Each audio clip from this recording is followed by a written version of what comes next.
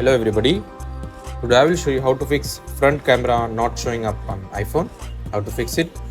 So the first step is to restart your iPhone. This is the simplest solution and often resolve minor software glitches. So first restart, and second step, disable voiceover. Go to settings, go to accessibility. Now tap on voiceover and turn it off. And third, check front camera in other apps. Try using the front camera in apps like WhatsApp or Snapchat or Insta to see if it works there. If not, then reset all settings.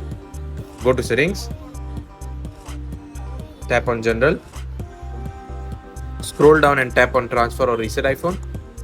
Tap on reset and tap on reset all settings and reset it. Now the fourth is to update your iPhone software.